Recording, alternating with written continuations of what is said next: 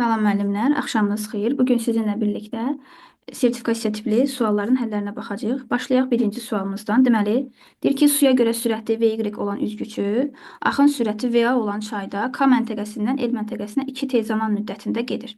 Suya görə sürətinin qiyməti dəyişmədən L məntəqəsindən K məntəqəsinə, yəni geri qaydanda isə 5T müddətində qayıdır. Buna görə VY-in VA-ya nisbətini bizdən soruşur. Deməli, əvvəlcə deyir ki, çayın axını istiqamətində. O zaman nə edərik? Təbii ki, nisbi sürətləri biz qeyd eləyək. Yazaq ki, e, deməli, V üzgüçü üstəgəl V çay hansı zaman müddətində gedib? 2T zaman müddətində gedib. Vur 2T. Biz buradan çaydan K ilə L arasındakı məsafəyə bir S desək, S müddətində gedibsə, o zaman əksinə getdikdə isə nə edərik? V üzgüçü çıxılsın V çay vur 5T bərabərdir S olacaq. O zaman biz bunu sistem tənqid kimi həll edə bilərik. Kim necə istəsə o formada həll edə bilər müxtəlif üsullarla. Deməli, V üzgüçü üstəgəl V çay bərabərdir S bölünsün 2T. V üzgüçü çıxılsın V çay bərabərdir S bölünsün 5T.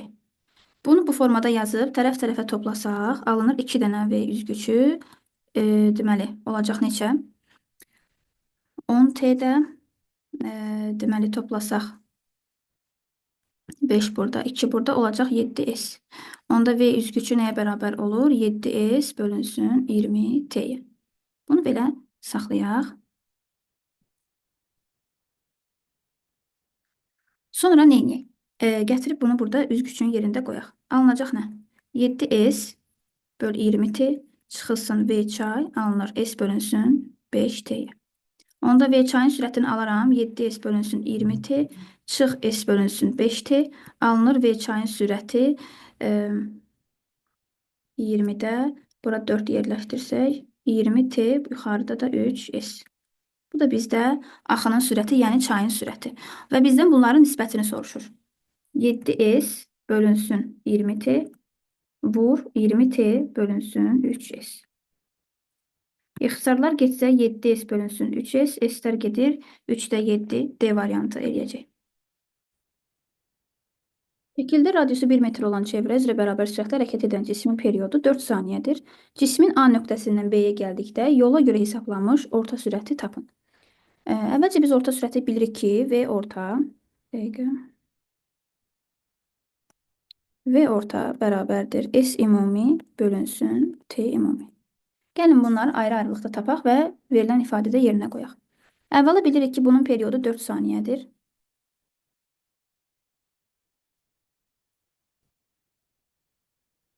Period 4 saniyədir və bu 360 dərəcəni 4 saniyəyə gəlir. Bəs 65 dərəcəni neçə saniyə olar? Sual. Onda biz buradan kiçik t-ni tapa bilərik ki, kiçik t nə olacaqdır? 65 vur 4 bölə 300. Bu da eləyəcək 13 bölünsün 18 saniyə. Eyni zamanda bu 360 dərəcəni biz bilirik ki, bu 2 pi-dir.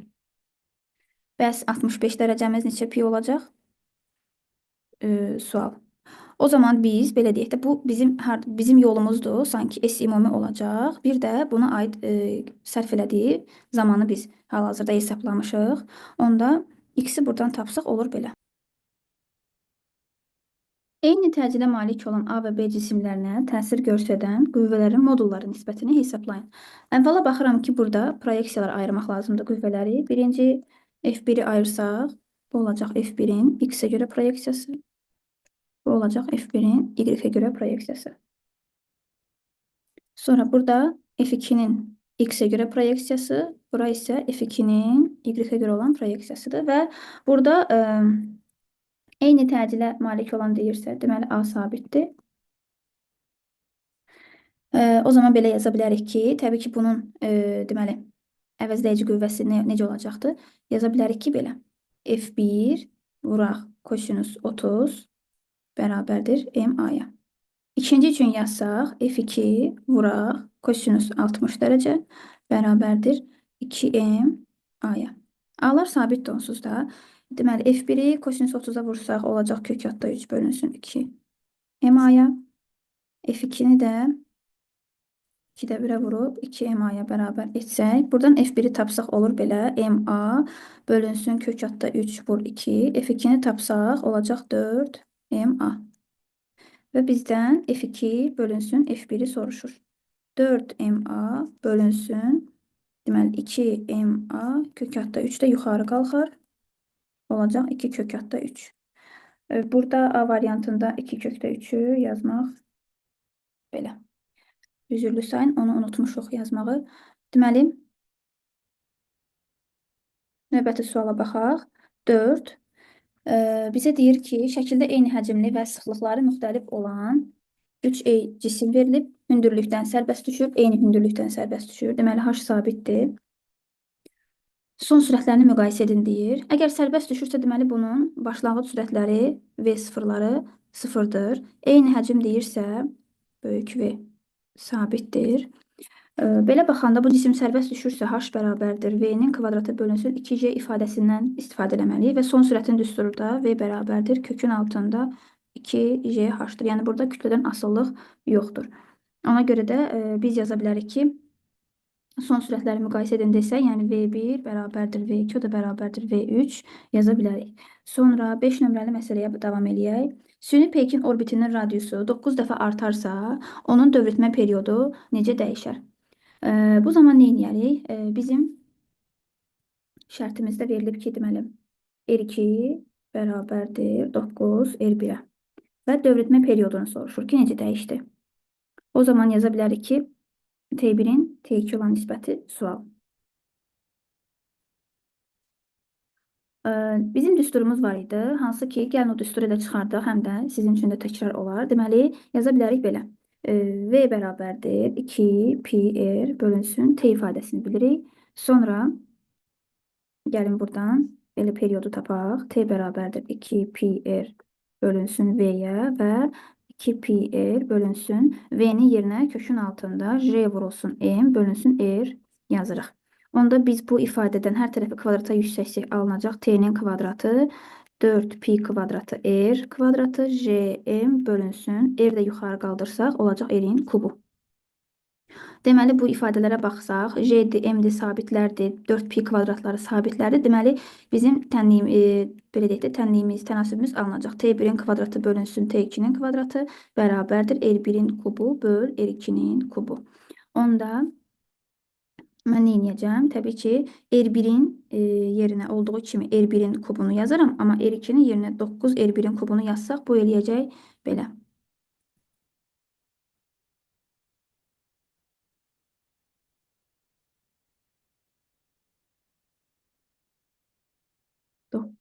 Bir dəqiqə.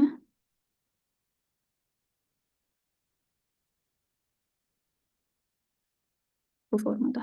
Və oradan da belə çıxır ki, T1 bölünsün T2 bərabərdir 1 bölünsün 27 alınacaq. Bu da D variantı. Sonra eyni anda birinci cisim sərbəst düşür, ikinci cisim isə həmin anda 20 metr böl saniyə sürəti ilə şaquli yuxarı atılmış olur. Bu birinci cisimdə aşağı düşür, bunun V-si V0-ı 0-dır, amma o birisi V0 sürətindən yuxarı qalxır. Cisimlər yer səthinə hansı hündürlükdə görüşərlər? Təbii ki, burada sərbəst düşürsə, biz yaza bilərik H bərabərdir J T-nin kvadratı bölünsün 2. Digər ifadə üçün isə biz yaza bilərik, məsəl üçün, H-ın tapsaq, yaza bilərik necə? H da bərabərdir V0-ın kvadratı bölünsün 2J-yə. Ki, maksimum neçə metr hündürlüyə qalxdığını görək. Əgər bu 20 metr saniyə sürətindən yuxarı qalxırsa, bu eləyəcək 400 bölünsün 20. Deməli, bu maksimum 20 metr hündürlüyə qalxa bilər. Eyni zamanda ikinci cisim isə sərbəst düşür. İkinci cisimdə sərbəst düşür, baxırsınızsa, bu 2 saniyə hərəkət müddətində mən baxmaq istəyərəm ki, nə qədər məsafə qət edir yuxarıdan aşağı gəldikdə. O zaman da 10 vur 2-nin kvadratı böl 2 yazsam, bu da 20 metr məsafə gəlmiş olur. Deməli, T qalxma müddəti 2 saniyə olduqda bunlar görüşmüş olacaqlar. Onda olacaq A variantı. 7. Yaydan müəyyən kütləli yük asdıqda yayın uzanması x1. Bu sistem belə deyək, aşağı 5 metr saniyə kvadrat təcillə bərabər yavaşın hərəkət etdikdə isə yayın uzanması x2 olmuşdur. x1-in x2 ilə əlaqəsini bizdən soruşurlar. Birinci halda sadə olaraq bizim şərtimiz bilirik ki, kx bərabərdir mj'dir. Əgər a təcillə aşağı yavaşlayan deyirsə, onda yazaram belə. K x2 bərabərdir m vuraq j üstəgəl a-ya. Və rəqəmləri yerinə qoysaq, ya da buradan x1-i tapaq, olacaq mj bölünsün k. Buradan da x2-ni tapsaq olur m vur j üstəgəl a bölünsün k-ya. Tərəf-tərəfə bölək. x1 böl x2 mj böl k vuraq. K bölünsün m vur j plus a-ya. K'lar ixtisar getsə, m'lər də ixtisar getsə qalır. J bölünsün j plus a ifadəsi. Deməli, x1-in x2 olan nisbəti bərabərdir 10 bölünsün 15-ə. Bu da eləyəcək 5-ə ixtisar 3-də 2. Cavab eləyəcək D variantı. 8-ə baxaq. 8-də meyl bucağı 37 dərəcə olan müstəvi üzərində 50 kq kütləli cisim bərabər sürətlə müstəvi boyunca qaldırmaq üçün nə qədər F dartı qüvvəsi sərf olunur? Gəlin biz bu qüvvədə 37 dərəcəni göstərək əvvəlcə və buna təsir edən qüvvələrə baxaq. Əgər bu F qüvvəsinə yuxarı dartılırsa, deməli bu bunun dartı qüvvəsidir. Və təbii ki, bunun aşağıya doğru bir mg ağırlıq qüvvəsi var. Sonra bu ağırlıq qüvvələrini biz proyeksiyaya ayıra bilərik. Proyeksiyaya ayırsam, təbii ki, bu bunun f(y) olacaq. Deməli,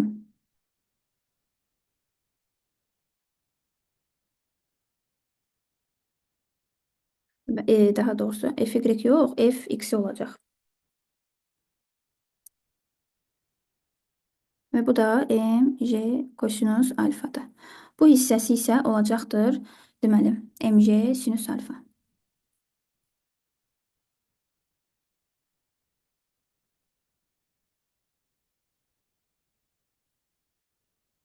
Belə və eyni zamanda bu bərabər sürətlə hərəkət eləyirsə, bu mg sinus alfa ilə f dartı tarazlaşır, həm də aşağıya doğru bir sürtünmə qüvvəsi var, o da burada yaranır. Sürtünmə qüvvəsi də olacaqdır mü mg kosinus alfa. Bilirik ki, f sürtünmə bərabərdir. Mü vurulsun n-ədir. N də buradakı dayağın reaksiya qüvvəsidir. Onda biz bərabər sürətlə hərəkət eləyirsə, o zaman nə edərik? F dartını bərabər eləyəcəyik. Deməli, mg sinus alfa üstə gəl mü mg kosinus alfaya. Rəqəmləri yerinə qoyub hesablasaq, 50 vur 10 vur 0,6 üstə gəl 0,2 vur 50 vur 10 vur 0,8. O da eləyər. Bu tərəfi 300. Burada 80. 380 Newton. Cavab D variantı. Sonra 9. Bir cins çubuq saplardan asılmışdır.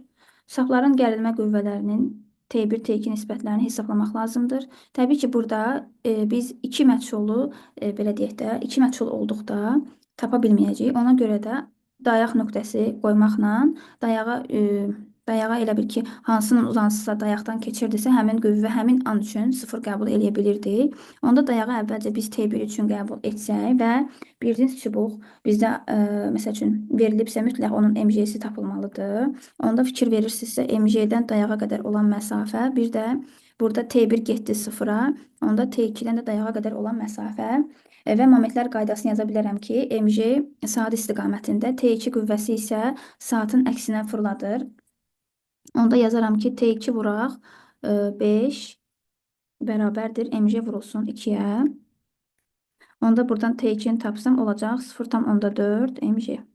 Eyni zamanda mən buradan T2-yə dayağı qoyası olsaq, onda mg-nin qolu 3, T1-in qolu isə fikir versəz olacaq yenə 5. Yaza bilərəm belə, T1 vur 5 bərabərdir mg vuraq 3-ə. Onda T1 də bərabərdir 0,6 mg-yə. Momentlər qaydasından yazdıq və tapdıq. Bizdən də soruşur ki, T1 bölünsün T2 yerinə qoyaq. Alınacaq 0,6 mg-lər onsuz ixtisar gedir. Bölünsün T2 0,4-də 3 bölü 2. 3 bölü 2 1,5. Sonra çəkisi 600 Newton olan tir F qüvvəsinin təsiri ilə saxlanılır. F qüvvəsinin qiymətini hesablamaq lazımdır. Və biz burada nə edə bilərik? Baxırsınız, bu F qüvvəsinin qolu buradan bura qədər olan məsafədir. Həmçinin çəkisi də varsa, mütləq ki, o da bu hissədədir və burada bir P yazaq. P yazaq. Və belə yaza bilərik ki, bunu da tən ortadan yazıramsa, ümumi uzunluğu məsəl üçün L-dirsə, bura olacaq deməli L bölünsün 2. Buradan bura qədər olan məsafədə L bölünsün 2 olar. Onda mən belə yaza bilərəm ki, P vurulsun X bərabərdir F vurulsun L-ə. Hansı ki, belə deyək də, bax, X də bax bu məsafədir, yəni bu hissə. Və salam. Onda yaza bilərik və kosinus alfanı tapaq, bizim üçün rahat olsun.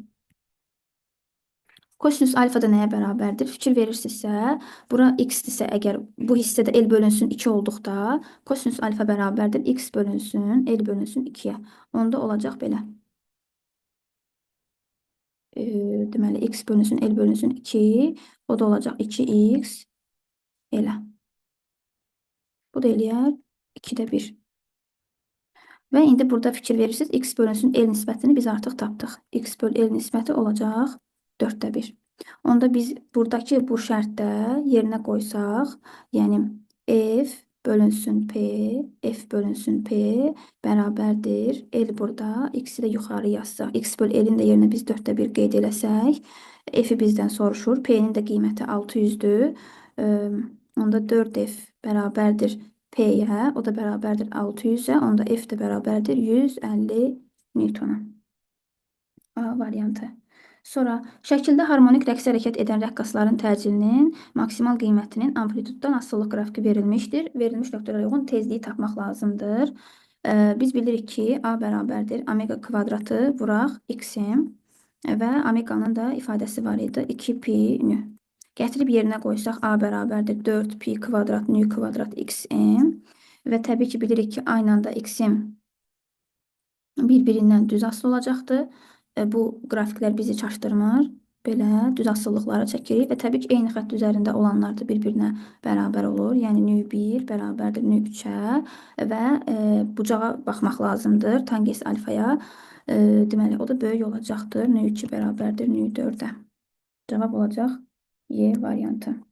Harmonik rəqs edən maddi nöqtənin sürətinin amplitud qiyməti kökatda 18 metr böl saniyədir. Kinetik enerjinin potensial enerjiyə bərabər olan anda sürəti neçə olar?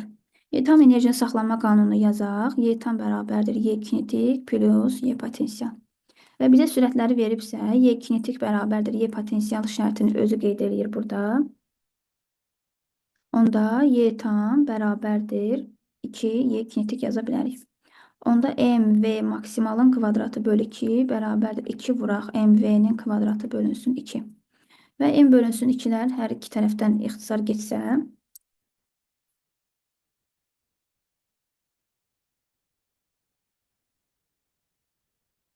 onda qalır V maksimalın kvadratı bərabərdir 2V-nin kvadratı.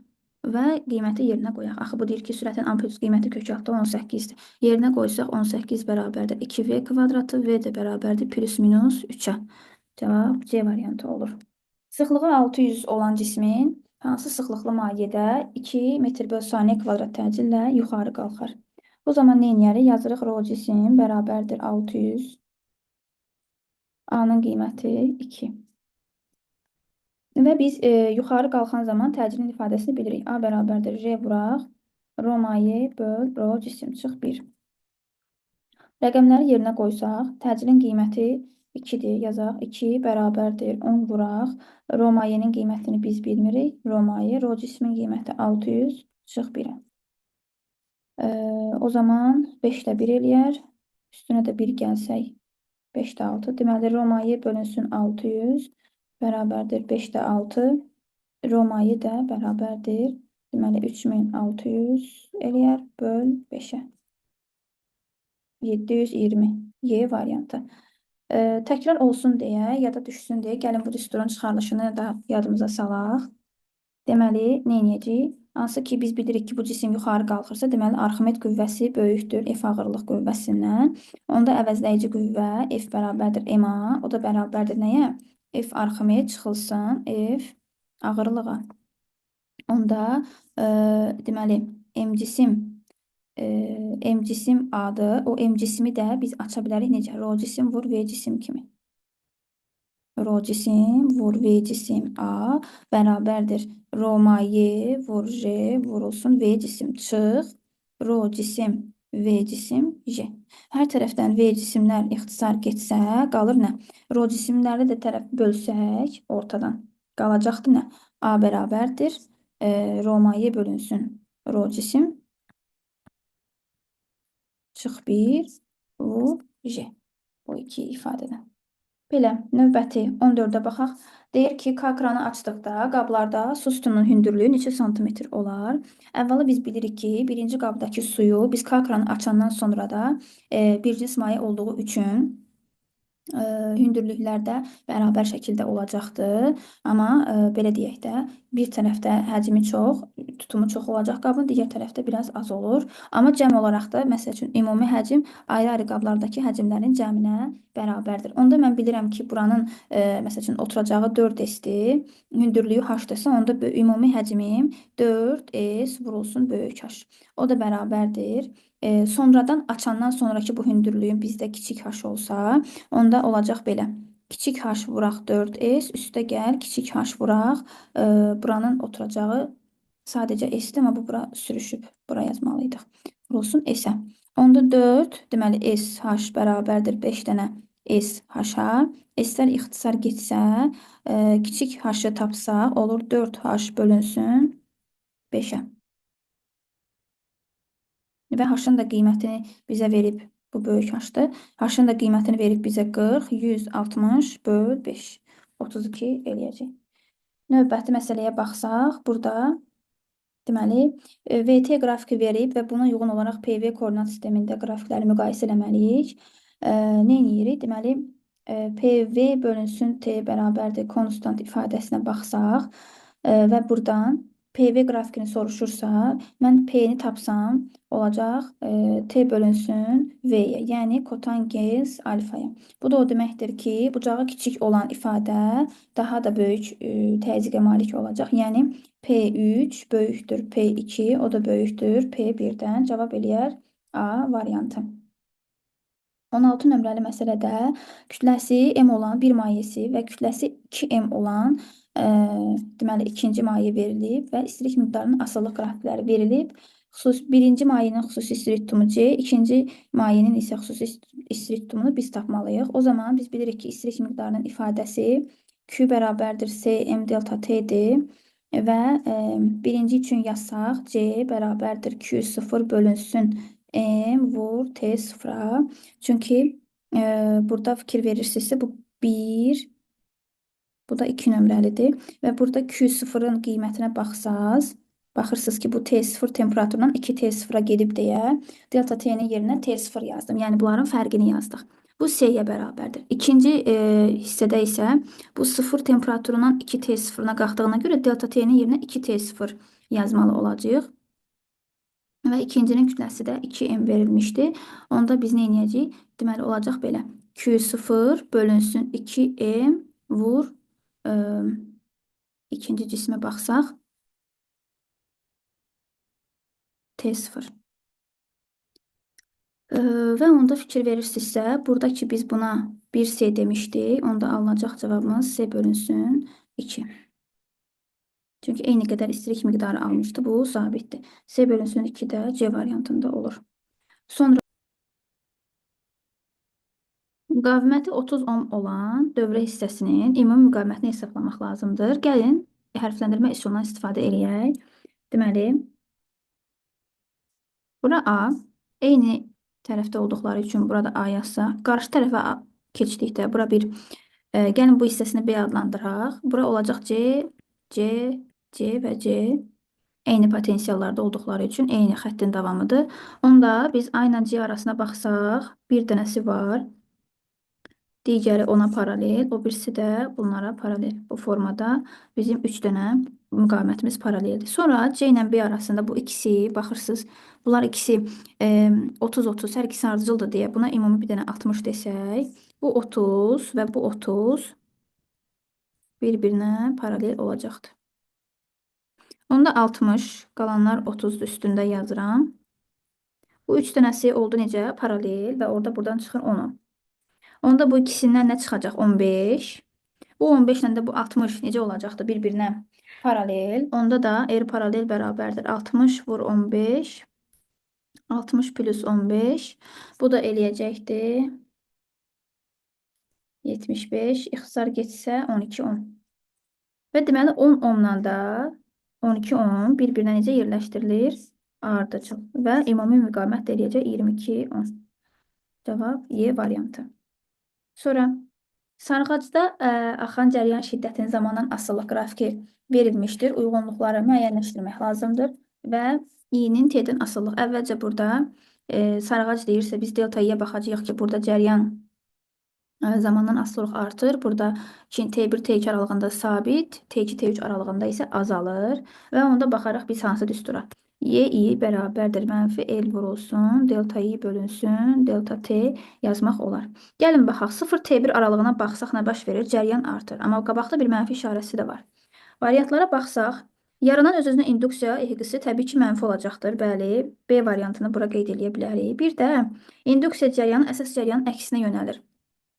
Y variantını əlavə eləyərik. Niyə? Çünki əgər burada cəryan şiddəti artırsa, cəryan şiddəti artanda induksiya cəryanı belə deyək də, onun əksi yönəlməlidir ki, artmağa qoymasın. Azalanda isə onu azalmağa qoymur, belə deyək. Onda T1, T2 aralığında sabit olduğu üçün bu daha rahatdır. Yəni öz-özünə induksiya yaranmaz. Bura D əlavə eləyəcəyik. Yerdə qalır A ilə də C bu hissəyə. Hansı ki, burada dedim cəryan azalır və induksiya cəryanı azalırsa, onda öz-özünə induksiya cəryanı ilə əsas cəryan istiqamətində yönəlir ki, onu belə deyək, qabağındakı mənfi işarəsi də oradan yaranmışdı. 19 nömrəli sualına davam eləyək. Deyir, elektromagnetik dalğalarına aid olan doğru fikirləri seçin. Nəzəriyyə sualıdır və burada doğru cavab elektromagnetik dalğalar enli dalğalardır, doğrudur.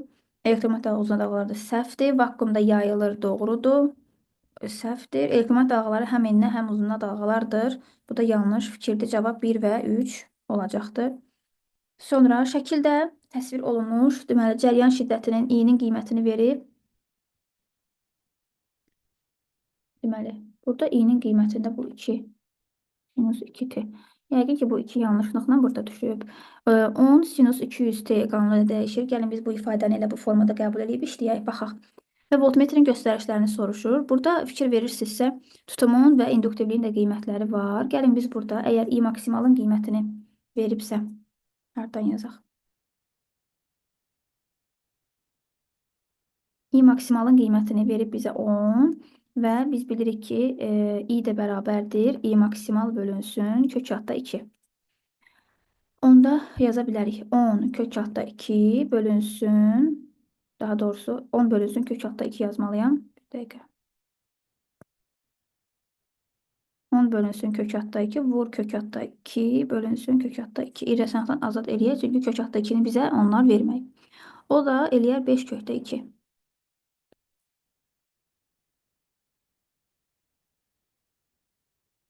Belə saxlasaq. Sonra nə edək? Omeqanın qiymətini verib bizə 200. Sonra bizdən soruşur ki, birinci voltmetr. Birinci voltmetr nəyə qoşulub? Kondensatora. Onda i bərabərdir. U bölünsün xc yazsaq. Onda u bölünsün 1 böl omega c. Və o da olur u vurulsun omega c.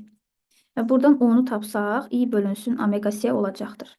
i-nin də yerinə biz yazsaq ki, 5 kök altda 2.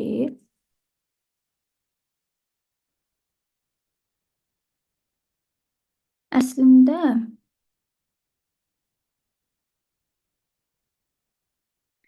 bizim burada i maksimal tapmamıza ehtiyac yoxdur. Çünki bizim elə öz düsturumuzda da i maksimal bərabərdir u bölünsün xc idi.